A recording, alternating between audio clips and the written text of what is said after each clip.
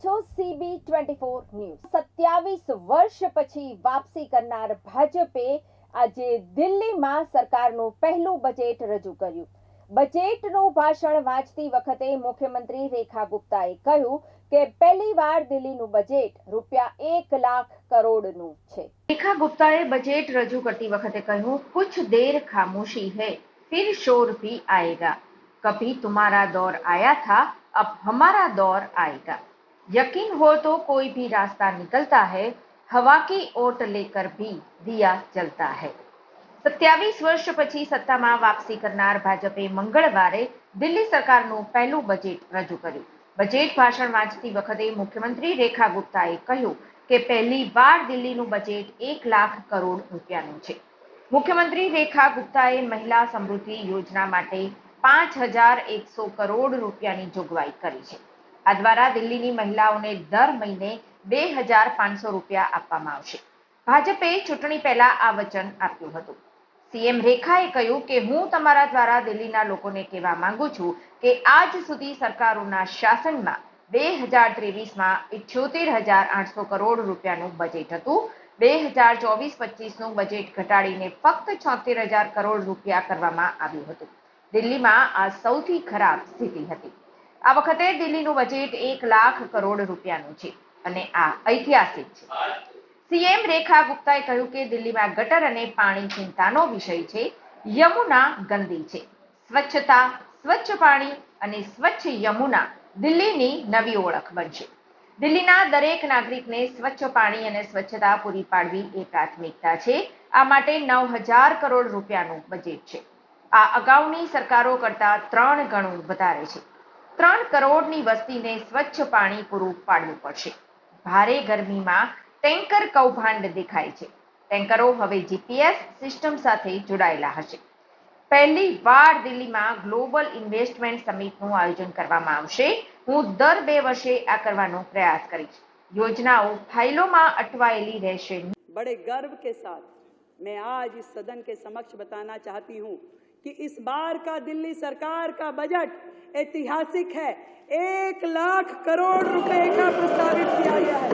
1 लाख करोड़ रुपए का बजट प्रस्तावित किया गया है। 1 लाख करोड़ रुपए का बजट।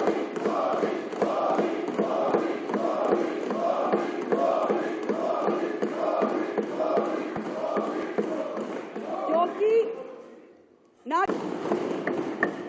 सच में बहुत फर्क है, आप में और हम में बहुत फर्क है। ठीक कह रहे हो, बहुत फर्क है। आप केवल वायदे करते थे, हम वायदे निभाते हैं।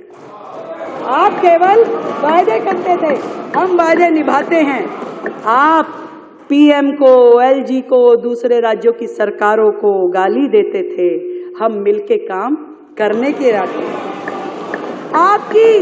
आपकी पढ़ी लिखी सरकार अपनी बुद्धि का उपयोग षड्यंत्रकारी योजनाएं बनाने में लगाती थी। षड्यंत्रकारी योजनाएं पढ़ी लिखी सरकार, और हम दिल्ली की समस्याओं के निराकरण में अपनी समझ का उपयोग करने वाले हैं। बहुत फर्क है, बहुत फर्क है सर, बहुत फर्क है।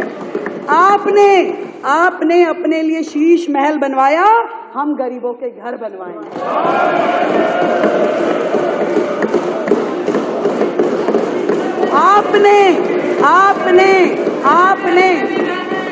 आपने अपने लिए लाखों रुपए के पॉट बनवाए, टॉयलेट पॉट।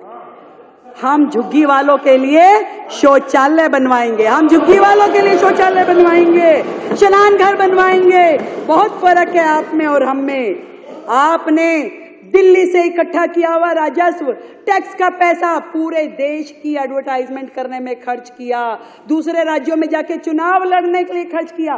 पहला मुख्यमंत्री है भाई, पहला मुख्यमंत्री जो एक राज्य का मुख्यमंत्री है और प्रधानमंत्री बनने के लिए कूद के यहाँ जाऊंगा, वहां जाऊंगा, यहाँ जाऊंगा। है ना? बहुत फर्क है सर, बहुत फर्क है आप में और हम में। हम उसी पैसे को, एमएलए भी नहीं रहा, कोई बात नहीं। दिल्ली की जनता ने जो तय किया, हम उसी पैसे को दिल्ली के लिए अस्पताल, स्कूल और सड़कें बनाने में खर्च करने वाले हैं।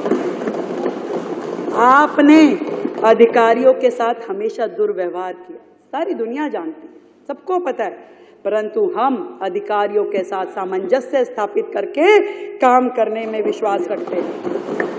बहुत फर्क है आप और हम में। आप हाथ की सफाई जानते हो, आप हाथ की सफाई जानते हो, और कूड़े की सफाई तो हमें ही करवानी पड़ेगी, कूड़े के पहाड़ हमें ही उठवाने पड़ेंगे। बहुत फर्क है। आप केवल बातें बनाते थे, हम विकसित दिल्ली बनाएंगे। बहुत फर्क है, बहुत फर्क है।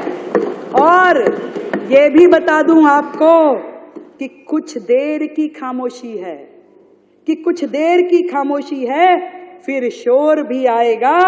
कभी तुम्हारा दौर आया था, अब हमारा दौर आएगा।